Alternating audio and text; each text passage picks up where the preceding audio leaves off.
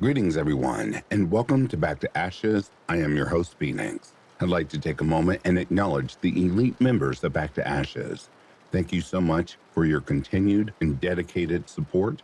You are the pillars that hold this channel up, and I could not be more thankful than I already am. If you are new to the channel and you begin to like the way I narrate these stories, please leave a like, comment, and hit that subscribe button, as it does help me out. For all things Back to Ashes, make sure that you check the posts over on the main page of Back to Ashes, as I do post throughout the week.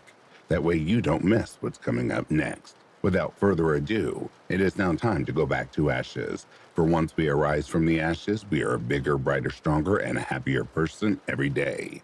Sit back, relax, kick back, grab a snack, or tuck in and get warm, and prepare for your dose of vocal melatonin entitled True Unsolved Mysteries, Vol.24. Right after this intro, there will be an ad. Right before I dig into today's cases, there will be an ad. And after that, there will be no more ads within this video. Disclaimer, this video is for educational and entertainment purposes. And before I get started, I send my deepest sympathies to the friends and families affected by their missing loved ones and friends.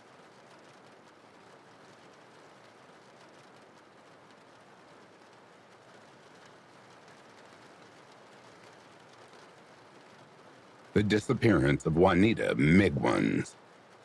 Early life. Juanita Migwans was a resident of Mishineg First Nation on Manitoulin Island, Ontario, the daughter of Morris Ashcraft and Carmelita Migwans. She was close to her family and often stayed at her mother's residence. Tragically, she lost her brother Michael in 2021.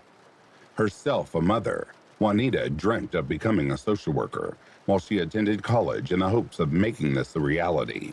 She fell into the drug world, derailing her plans. According to her loved ones, she hadn't done well since. Disappearance.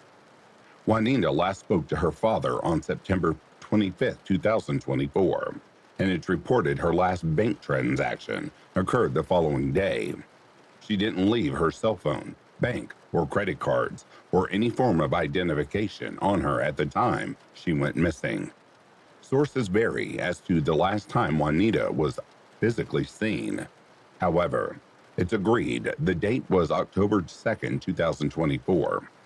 Most reports say she was seen walking near Oak Hill Drive and Highway 551 at approximately 10:30 a.m., while others stated it was closer to 5 p.m. along Riverside Drive.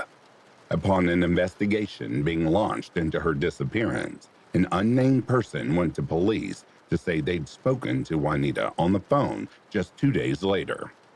A missing persons report was officially filed on October 7, 2024. The search. The investigation into Juanita's disappearance is being jointly conducted by the United Chief and Councils of Manitoulin, or UCCM, Anishinaabe Police, and the Manitoulin Detachment of the Ontario Provincial Police, or OPP. Officers have conducted numerous ground and aerial searches, and they've gone door to door in the community. Residents have been asked to search outbuildings on their properties, and the off chance she sought shelter in one of them. After a month after she went missing, Juanita's family held a prayer vigil at Lion's Head Beach. A dedicated tip line was launched by the OPP in January of 2025 in the hopes of gathering additional information about the case. Unfortunately, few clues have emerged, with some residents reluctant to speak to the authorities, given a general distrust of police in the community. Juanita's family fears she may have been abducted by drug dealers, given her use of illicit substances and the region's growing drug trade. The case has risen awareness about dealers from the Greater Toronto Area, or GTA, infiltrating Northern Ontario communities via Highway 17, which is part of the Trans-Canada Highway. Details. Juanita Winnie Migwans was last seen on October 2, 2024 on Manitoulin Island, Ontario, Canada, in Mishineg First Nation. She was 30 years of age, and she was last seen wearing a light-colored jacket and dark pants. At the time of her disappearance, Juanita had a thin build, standing at 5'6" and weighing 100 pounds. She had brown hair and brown eyes. Case contact information. At present, foul play cannot be ruled out in Juanita's case. The Ontario government is currently offering a $50,000 reward for information leading to the arrest and conviction of the person or persons responsible for her disappearance. Anyone with information is asked to contact the dedicated tip line at 1-833-941-9010. Tips can also be called in to the OPP's general phone number at 1-888-310-1120 or the UCCM at 705-388-7135. Those wishing to remain anonymous can contact Crime Stoppers at 1-800-222-8477.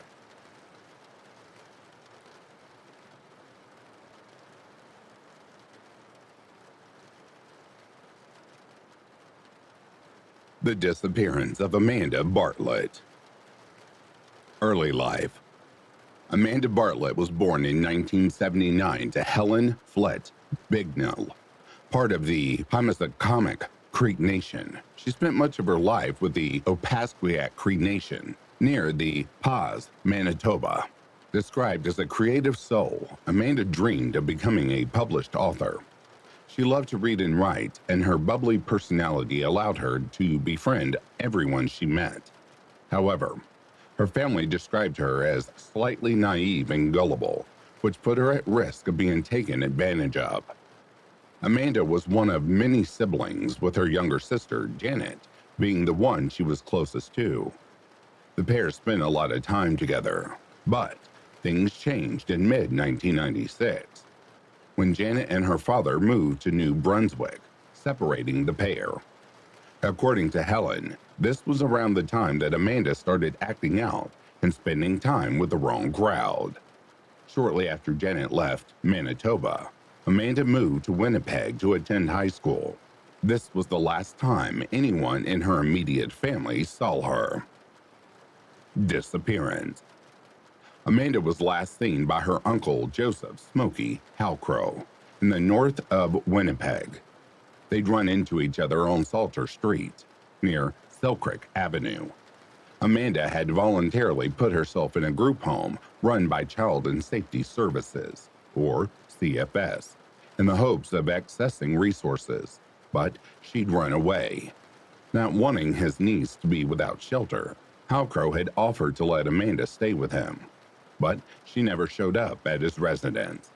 Weeks after she was seen by her uncle, Helen received a letter from CFS, which said Amanda had left the group home. When she contacted officials, she was told that those who worked at the residence were under no obligation to follow the 17-year-old.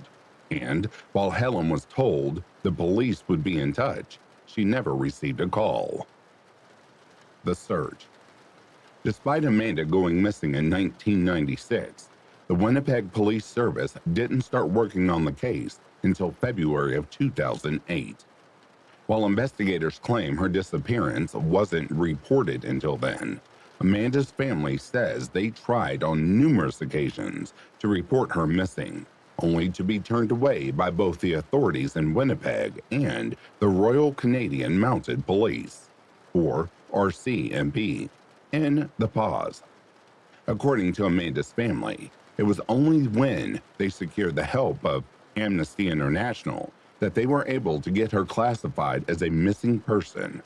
A documentary entitled Stolen Sister had aired on television and featured the toll-free number for the organization.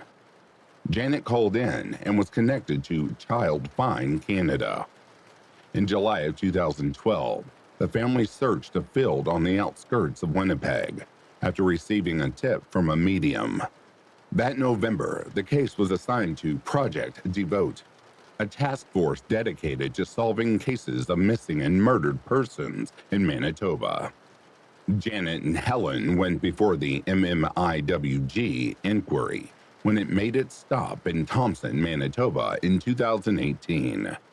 They shared how frustrated they were with the investigation into Amanda's disappearance and spoke out about how long it took for the authorities to take the missing persons report.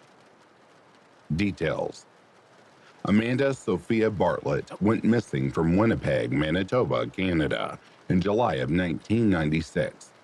She was 17 years of age, and what she was last wearing is unknown. At the time of her disappearance, Amanda had a medium build, standing at 5'4" and weighing 152 pounds. She had brownish black hair, brown eyes, a teardrop tattoo on the upper portion of her left cheek, and pierced ears.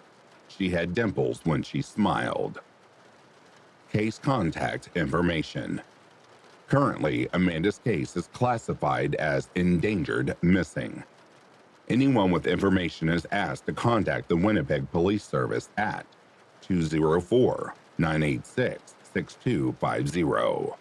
Tips can also be called in via Crime Stoppers at 1-800-222-8477.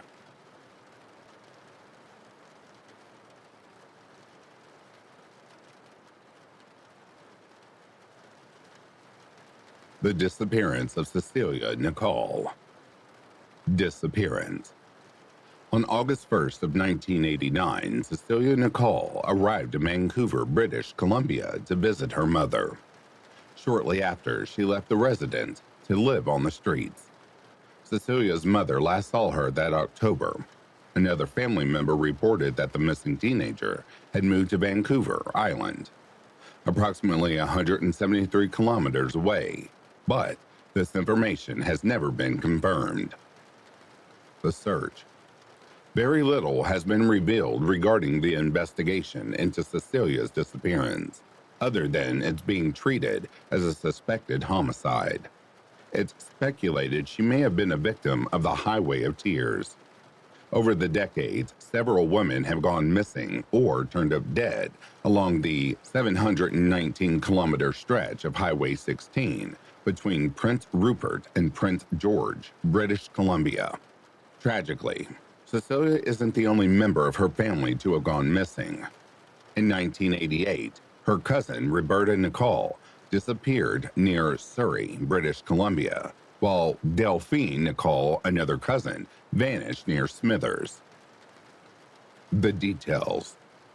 Cecilia Mary Nicole was last seen in October of 1989 in Vancouver, British Columbia, Canada. She was between 15 and 18 years old at the time.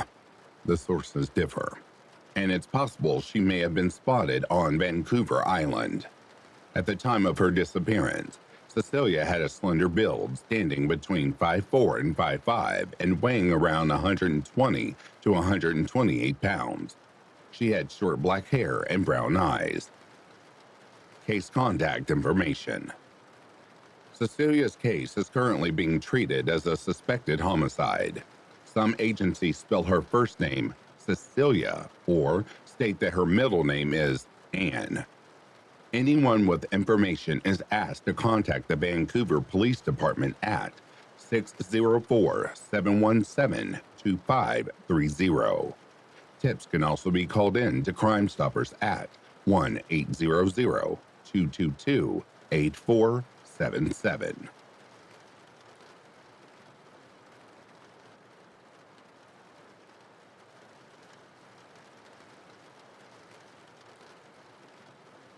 The disappearances of the Skelton brothers. Disappearance. The Skelton brothers, Alexander, Tanner, and Andrew, were reported missing by their mother, Tanya Lynn Zubbers Skelton, when they didn't show up at her house as expected. The children had been with their father for a Thanksgiving visitation on November 25, 2010, and were supposed to be returned to her custody the following day. Tanya tried to get a hold of her ex-husband, John Russell Skelton, but was unable to reach him. This prompted her to visit his residence, but he wasn't there. Instead, he was at the hospital as he'd broken his ankle while trying to take his own life. The rope from the attempt was found hanging from a stairwell banister at his home, along with multiple toe straps. The investigation. The boy's father initially told investigators he'd left them with friends before changing his story to say they were in the care of a woman he'd met online several years before. Joanne Taylor was supposed to return them to Tanya, as John had planned to take his own life and didn't want his children to see. He said Taylor was married to a pastor named Mark, lived in either Jackson County or Hillsdale, Michigan, and drove a white or silver minivan. An Amber Alert was issued for Tanner, Andrew, and Alex, but police were unable to find any sign of the brothers, nor Taylor, leading them to believe she never existed and something else had happened to the trio. While hospitalized, John continued to change his story, claiming his sons had been given to an underground group that would keep them safe. He stated that, while they were still alive, they wouldn't be returned as long as their mother had sole custody. He then claimed to have had a vision of them being put in a dumpster in Ohio. While officers searched dumpsters in the indicated area, nothing was found. John was immediately arrested upon his release from hospital and placed on suicide watch. He was subsequently charged with 3 counts of felony parental kidnapping, 3 counts of kidnapping, and 3 counts of false imprisonment. At a hearing in December of 2010, he changed his story once more, stating Andrew, Alex, and Tanner were in the care of an Amish organization called United Foster Outreach and Underground Sanctuaries, which isn't believed to exist. Investigators learned that, in mid-September 2010, John had withdrawn Andrew and Alex from school under the pretense of going on vacation and taken them to Florida without Tanya's knowledge. According to school officials, he'd also implied that he might need their records forwarded. Tanya subsequently went to Florida and had authorities force John, under the threat of arrest, to return her sons. It was shortly after that Tanya filed for the divorce, leading to a bitter custody battle. John had asked the court to sever her custody rights, given she was once a registered sex offender. She pleaded guilty to misdemeanor 4th-degree criminal sexual misconduct against a 14-year-old boy in 1998, when she was only 32. Following her son's disappearance, John said he feared his ex-wife had been abusing the children, but no evidence could be found to confirm this. In July of 2011, John took a plea deal pleading no contest to 3 counts of false imprisonment. He was sentenced to 10 to 15 years in prison and is scheduled to remain incarcerated until November of 2025. He has tried on several occasions to receive parole, but has been repeatedly denied. While speaking to local media in 2018, John claimed he'd given the boys to 2 women and a man in a light-colored van whose planned to take them to a farm along the Ohio and Indiana border. He also stated investigators needed to speak with Moss Gingerich, a reality television star and author who could allegedly bring them back. Police tracked Gingerich down, but he'd never heard of the children. Gingerich agreed to visit John in prison. Upon the meeting, the latter became visibly shaken. Despite attempts to gather information, Gingerich was unsuccessful. Investigators have been investigating Alex, Tanner, and Andrew's disappearances as homicides, with John the prime suspect. Cell phone records show he was in Morenci, Michigan on the morning of November 26, 2010, with state police adding that it also pinged in Holiday City, Ohio, approximately 25 miles from his residence. The phone didn't ping again for over 2 hours when it showed he was back in Morenci. John's blue Dodge Caravan, Michigan license plate 9JQ893, was spotted on the Ohio Turnpike along the Michigan-Ohio border between 4:29 a.m. and 6:46 a.m. on the morning of November 26th. On top of this, his online search record showed he'd looked up how to break a neck prior to his sons going missing. In September of 2017, the remains of 3 children were found in a shed in Missoula, Montana. But forensics showed they didn't belong to the Skelton brothers.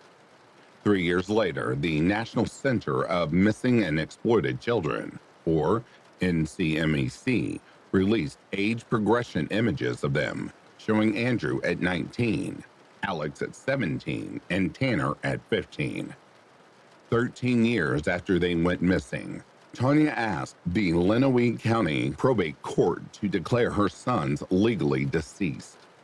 A pretrial hearing was held in June of 2024, with the next postponed until that December.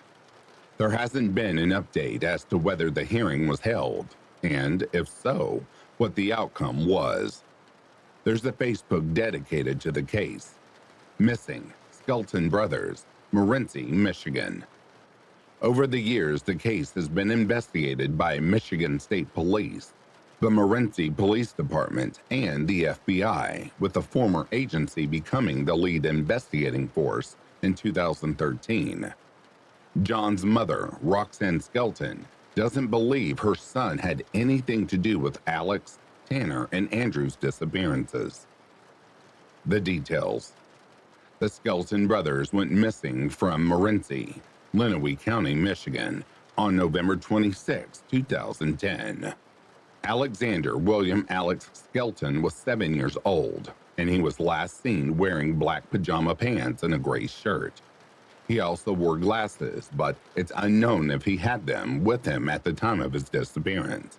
He stood at 3'9" and weighed 45 pounds, had short brown hair and brown eyes, and 2 scars, one on his chin and another near his hairline.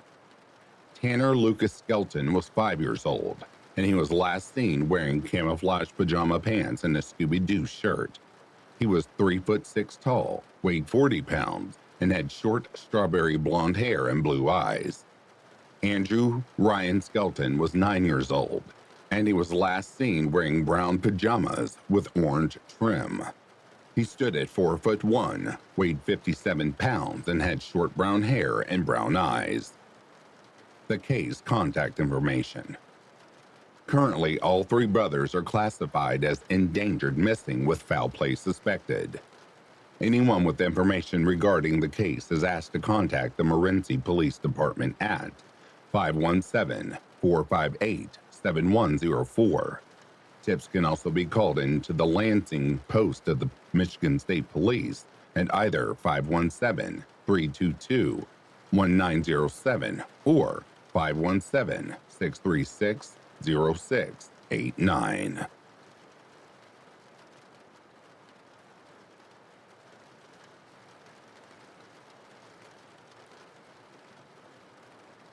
The disappearance of Megan Pilon.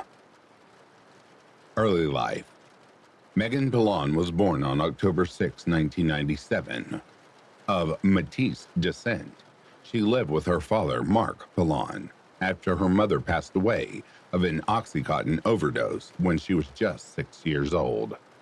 Without a primary female figure in her life, Mark realized his daughter needed another role model and thus connected Megan with Big Brothers Big Sisters of Greater Sudbury. She also spent several years participating in Sudbury Youth Rocks, a local youth music program.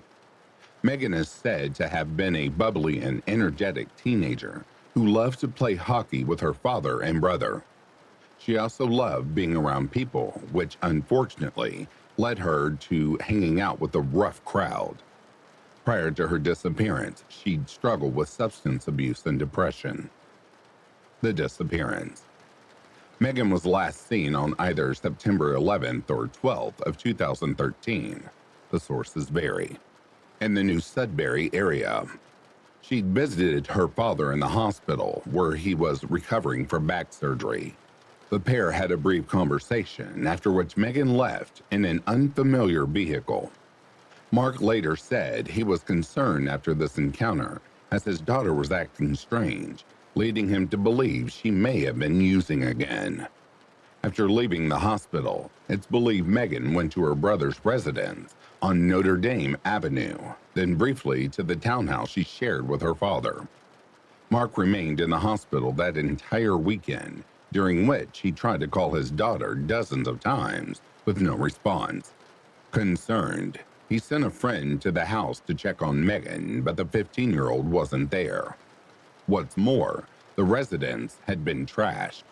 According to Mark, his daughter had left behind her bank card, health card, and birth certificate. He alleges it took the local authorities a week to take a formal statement from him once he'd reported Megan missing. The investigation. Since Megan was reported missing, detectives have followed up on numerous leads and interviewed several witnesses. The Greater Sudbury Police Service has said the investigation will remain ongoing until the missing teenager has been found. There have been several reported sightings of Megan across northern Ontario, including in Sudbury, Espanola, West Nipissing, and on Manitoulin Island. However, none have been confirmed. In regard to the Espanola sighting, it's reported that the 15-year-old was possibly in the region around the time of her disappearance. Megan's family fears she may have been lured into the sex trade, and as such, they've accepted she's likely deceased. In the months immediately after she went missing, they distributed flyers throughout Sudbury, leading to tips that said she'd been seen in the company of adult men, ripping down the posters. In 2014, Mark turned to the ID television series Last Seen Alive to raise awareness about the case. It resulted in additional tips being called in from as far away as Florida, but none led to Megan's whereabouts. 6 years later, in 2020, investigators released an age progression image of what Megan may have looked like at 23 years of age. That same year, a tip led Please Bring Me Home to conduct a ground search of the area around Mountain View Fishing and Hunting Lodge near Markstay. The organization also began keeping an eye on an escort site, going so far as to post an appeal on it. Please Bring Me Home conducted another search in August of 2024, this time in the Burwash and Pine Street areas of Sudbury. While bones were found, they were later identified as animal remains. There's a Facebook group dedicated to Megan's case, Finding Megan Pallon of Sudbury, Ontario. Details. Megan Pallon was last seen on either September 11th or 12th of 2013 in Sudbury, Ontario, Canada. She was 15 years of age. Given the lack of information surrounding her disappearance, a description of what she was wearing is unavailable. At the time she went missing, Megan stood 5'10" and weighed 140 pounds. She has dark or black hair, hazel eyes, a small scar on her upper right lip, a Playboy tattoo on her left shoulder blade, and a red birthmark on her left inner chest. Case contact information. Currently, Megan's case is classified as a missing persons investigation. Foul play cannot be ruled out, given the amount of time that's passed since she was last seen. Anyone with information regarding the case is asked to contact the Greater Sudbury Police Service at 705-675-9171. Tips can also be submitted anonymously via Crime Stoppers at 702-222-8477.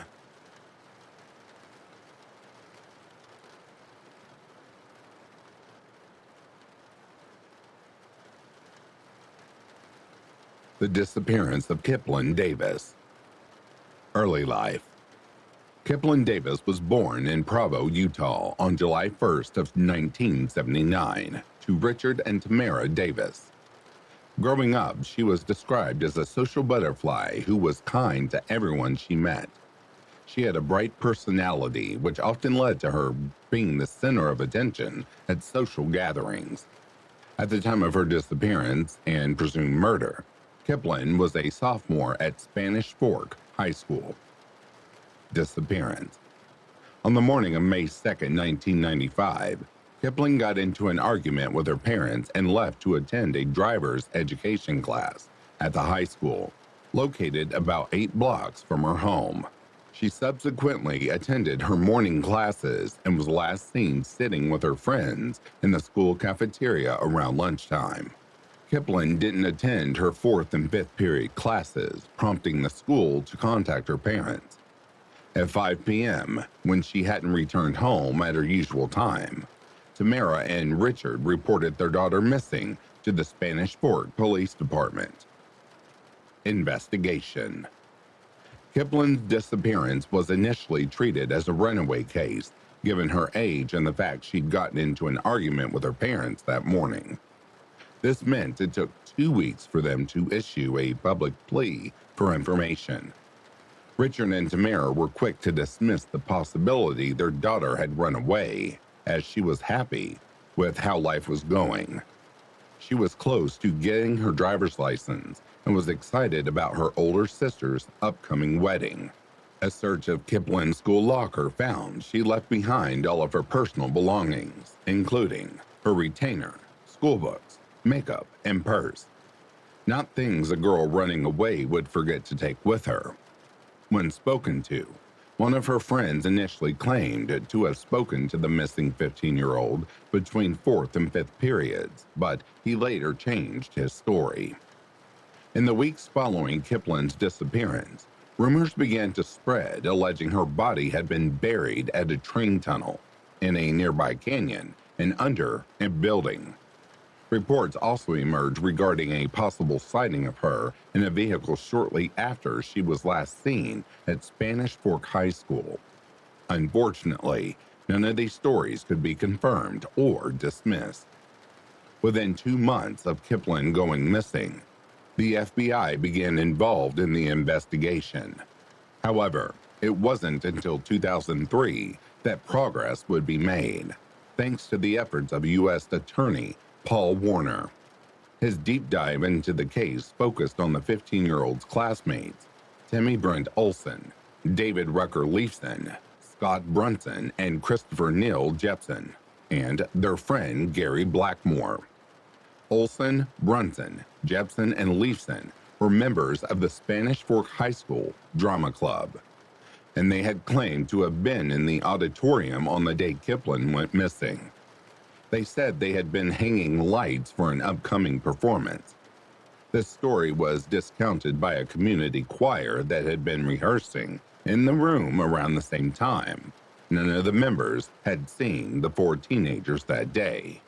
Of the group, Olson was the one to come under suspicion the quickest. He'd given contradicting stories to investigators, and numerous witnesses later came forward to say he'd confessed to sexually assaulting and killing the 15-year-old, after which he hid her body in a canyon near Spanish Fork River. At least 4 even claimed he's been sexually aggressive towards them. As a result of the renewed investigation, it's believed Kipling was raped and murdered by people she knew, with Leeson and Olson alleged to have been the ones responsible.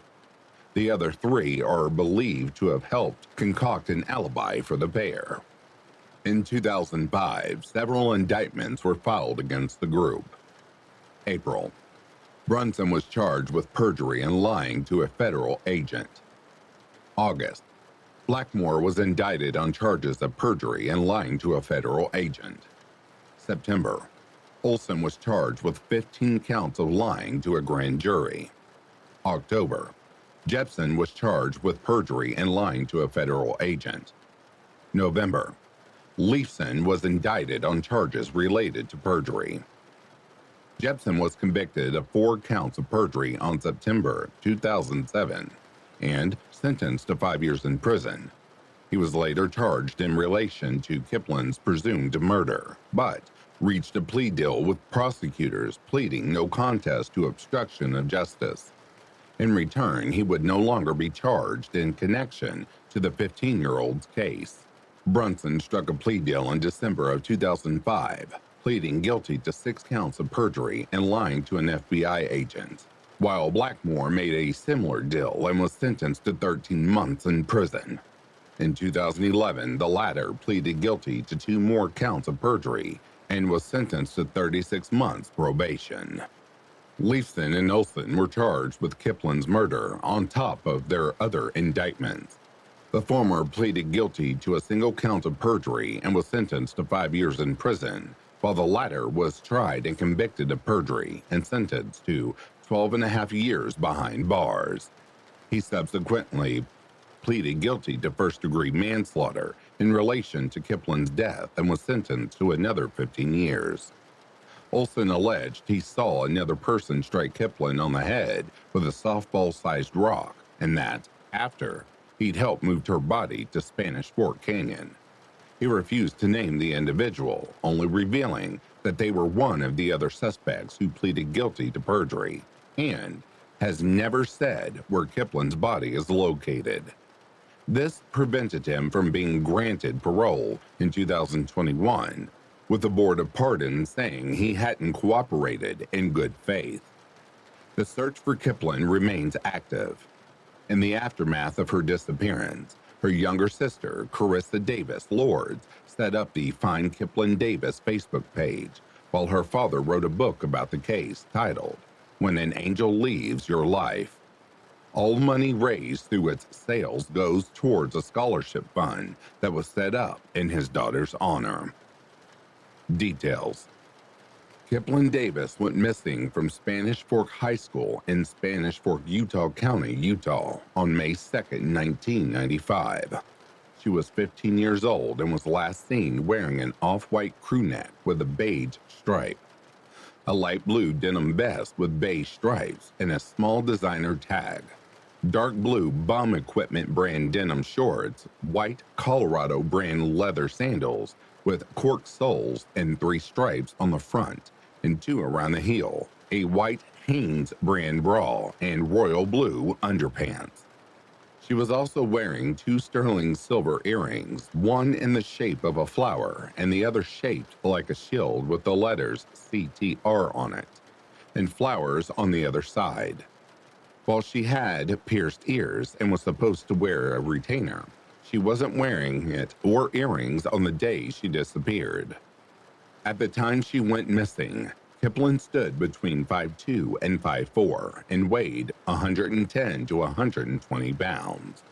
She had a fair complexion with freckles and curly red and auburn hair that fell between her shoulders. Her eyes were light blue, and she had a small birthmark on the back of her neck. Case contact information. Kiplin's case is currently classified as a non-family abduction. DNA and dentals are available should her remains be located. Anyone with information is asked to contact the Spanish Fork Police Department at either 801-798-5070 or 801-804-4700. Tips can also be called into the local FBI field office at 801-374-5332.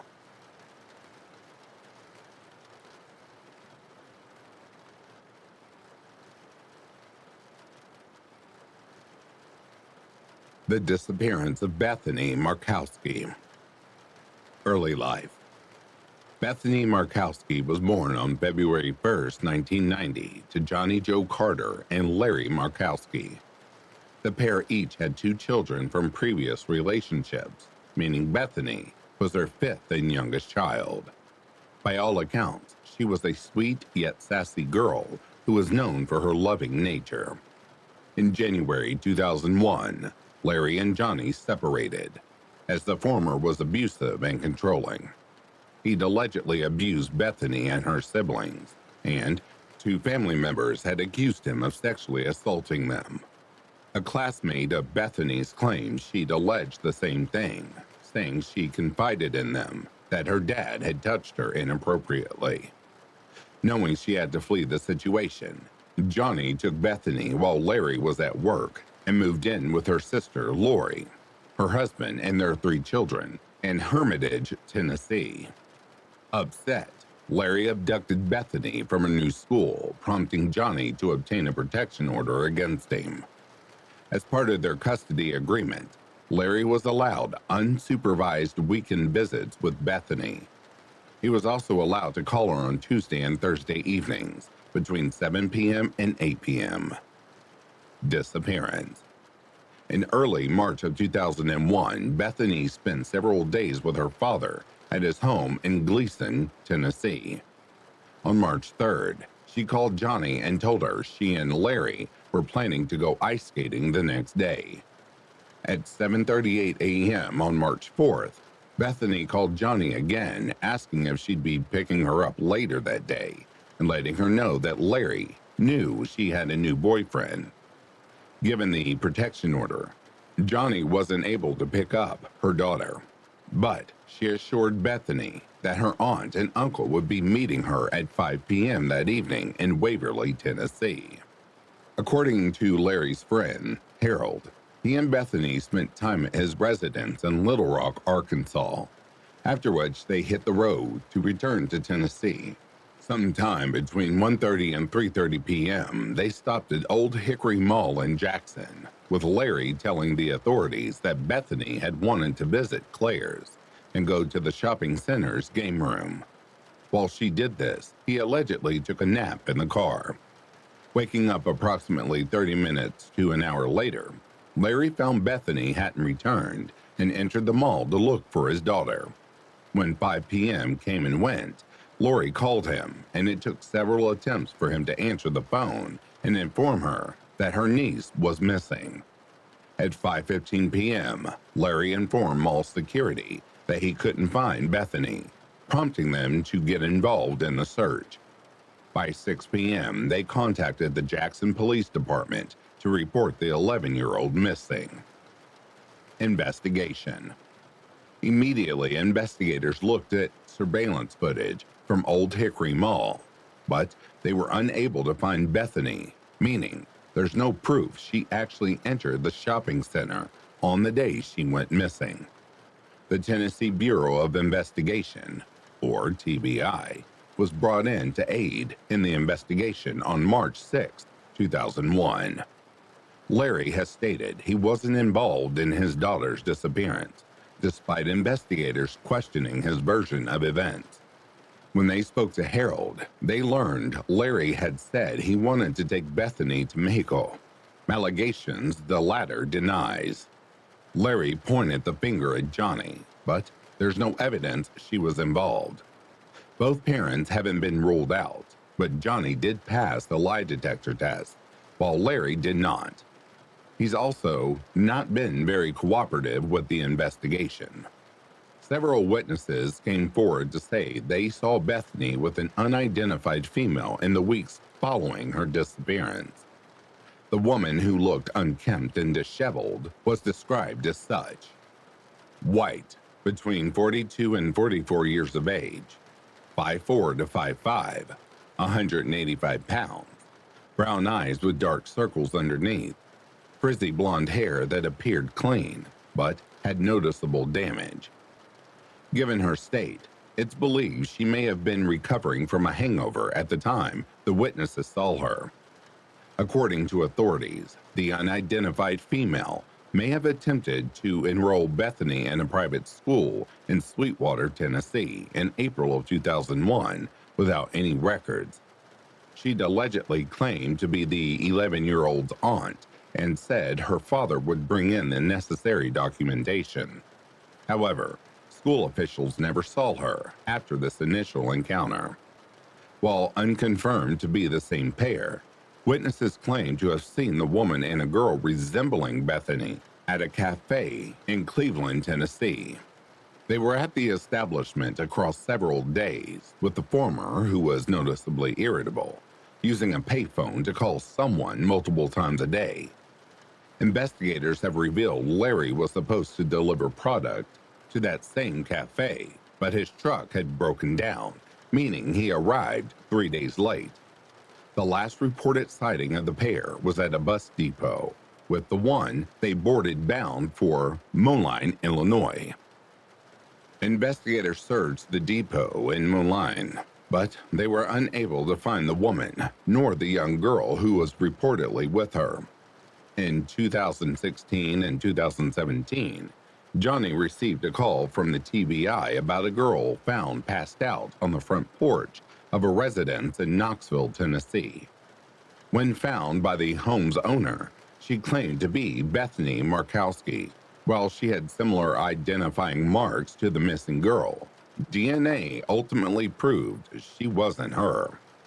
Over 2 decades Bethany had been missing. Thousands of tips have been called into investigators. As of April of 2024, one had been called in that's currently being looked into by the FBI. The details. Bethany Leanne Markowski allegedly went missing from Old Hickory Mall in Jackson, Madison County, Tennessee on March 4, 2001. But she was last seen in Little Rock, Arkansas. She was 11 years old when she went missing. At the time of her disappearance, Bethany had shoulder-length brown hair with bangs and either blue or green eyes. She stood between 4 foot 8 inches and 5 foot and weighed around 95 to 100 pounds. She has a mole on her left breast and freckles on her cheeks and nose. She was still losing her baby teeth at the time she went missing, with her top and bottom molars absent. On the day she was last seen, Bethany was wearing a green t-shirt, blue or black jeans, and black slip-on shoes. Case contact information. Bethany's case is currently classified as endangered missing.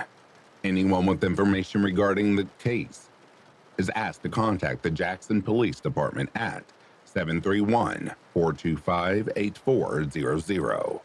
Tips can also be called in to the Tennessee Bureau of Investigation at 1-800-824-3463 or the Memphis Field Office of the FBI at 901-747-4300.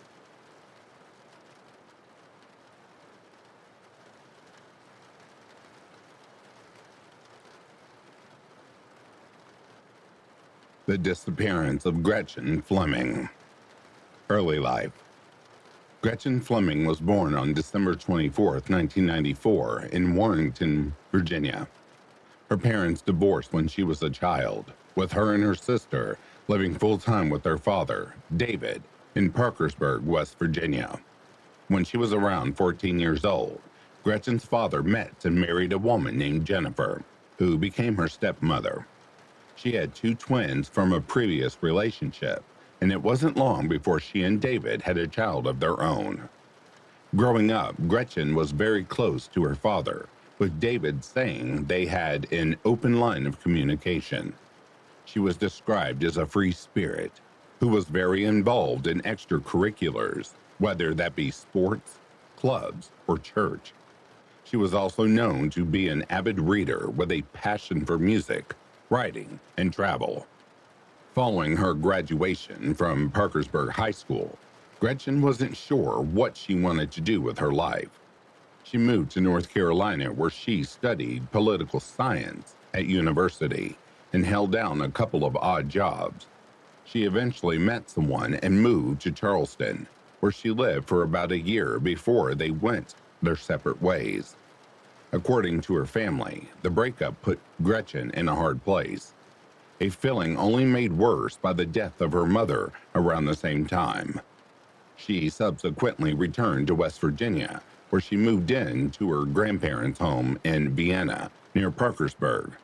She got a job at the H&M store in Grand Central Mall, with aspirations of possibly becoming a flight attendant. The disappearance. On December 11, 2022, Gretchen's grandmother, Louise, went to Jennifer and David's house to tell them she was worried about her granddaughter, whom she's seen and spoken to since December 3rd. She said she dropped the 27-year-old off at work that afternoon, at which point Gretchen told her she wouldn't be home that night, as she was planning on going out with friends after her shift. Initially, Louise wasn't worried when she hadn't heard from Gretchen in the days that followed, as it was common for her to couch surf with friends for days at a time. However, when it had been a week with no communication, she knew something was wrong.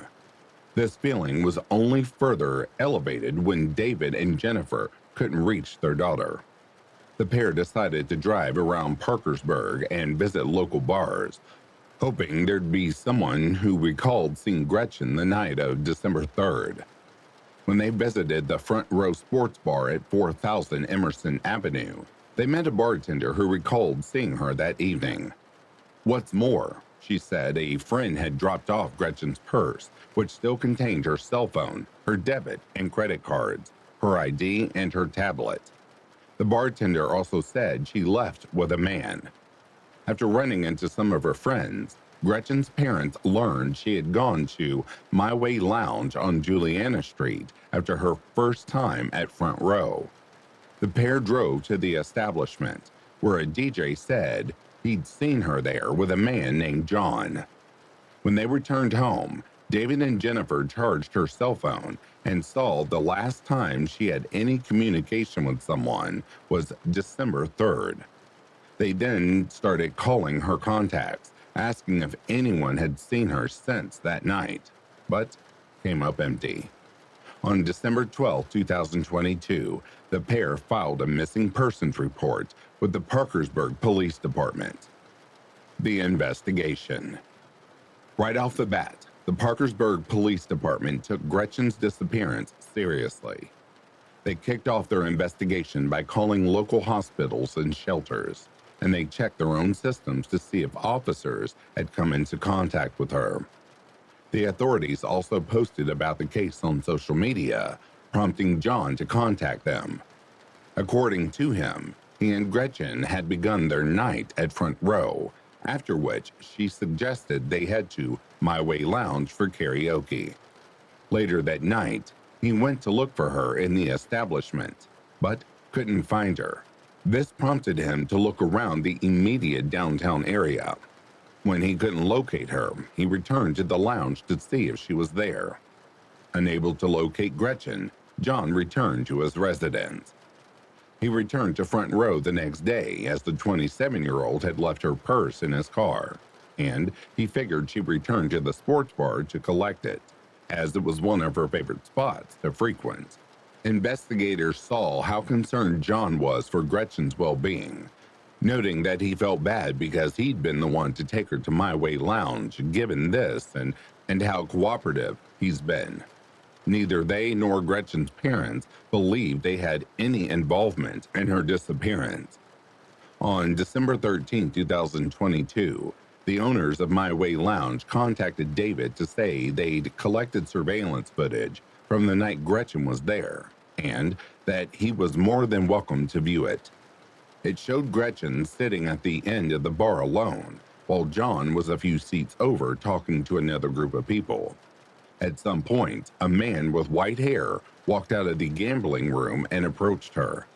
The pair then went back into the room where they spent approximately 30 minutes. It was noted the 27-year-old appeared to be heavily intoxicated by this point in the night. Gretchen and the man eventually left the lounge together, while John was in the bathroom and headed towards the northern parking lot, which is out of the reach of the cameras. The next thing the surveillance system caught was a black Nissan Rogue sports SUV driving away. The vehicle had a missing license plate, a Pittsburgh Penguins license plate cover, an OBX sticker on the upper right side of the back window, and Darth Vader stickers on both sides. The owners of My Way Lounge were able to identify the person seen leaving with Gretchen as Preston Pierce. It's since been reported by local news stations that the 55-year-old, who used to go by the name Daryl Lott, is a former law enforcement officer whose career spanned 12 years. He'd work at various police departments across West Virginia, the last in Barber County, and had since obtained employment as a food delivery driver. Having gotten the surveillance footage themselves, Investigators brought Pierce in for questioning the following day. While he admitted to speaking with Gretchen and offering her a ride, he said he dropped her off downtown. Upon learning that Gretchen may have been dropped off in downtown Parkersburg, local police canvassed the additional surveillance footage, allowing them to better put together a timeline of the 27-year-old's last known movements on the morning of December 4th, 3:10 a.m. Pierce and Gretchen leave My Way Lounge and walk towards his car. There's no footage showing them entering the vehicle, as the parking lot is located in a blind spot. A black Nissan Rogue, believed to be Pierce's vehicle, exits the parking lot via an alleyway and drives towards 6th Street. The sports SUV is caught driving down Ann Street toward Pierce's residence on Division Street. It should be noted that no time does any of the footage show Gretchen being dropped off downtown. Given the inconsistencies between Pierce's story and the collected surveillance footage, 3 search warrants were executed on his home and electronics, his vehicle, and a storage unit under his name. Anything deemed to be potential evidence was bagged and sent away for forensic testing. There have been no updates regarding the results of these tests. While investigators didn't initially reveal Pierce's identity, they referred to him simply as a person of interest. His name was ultimately discovered by the media. This prompted a host of women to come forward to say he'd harassed and stalked them after obtaining their phone numbers through his job as a food delivery driver. In January 2023, it was misreported by a news outlet that Gretchen's body had possibly been found in a nearby river. That same month, police received a tip that her body may have been put down a 25-foot well in Ravenswood, West Virginia, about 40 minutes from Parkersburg. Investigators drained the well and searched the surrounding area, but there was no sign of the missing woman. That February, a community search was held at Mountwood Park, approximately 30 minutes from where she was last seen. The following month, another was conducted at Johnson T. James Park in Parkersburg. The last public update in the case came in May of 2023, when investigators revealed that additional search warrants had been executed since the original 3 were conducted. The Parkersburg community had rallied together to raise awareness for Gretchen's disappearance and support her family. T-shirts and signs have been made, and several vigils were held. A billboard was put up on Murdoch Avenue featuring her image and information about her disappearance. Investigators are still actively looking into Gretchen's case. That being said, Pierce has stopped communicating with them. Details. Gretchen Eve Fleming was last seen leaving the My Way Lounge at 501 Juliana Street in Parkersburg, West Virginia in the early hours of December 4, 2022. She was 27 years old at the time of her disappearance. Gretchen stood between 5 foot and 5 foot 2 inches and weighed around 100 to 125 pounds. She has brown hair and eyes, and there's a tattoo of a world map on her upper neck. Case contact information. There's currently a $100,000 reward available for information leading to Gretchen's whereabouts and the conviction of the person or persons responsible for her disappearance. Anyone with information regarding the case is asked to contact the Parkersburg Police Department at either 304-424-1072 or 304-424-8444.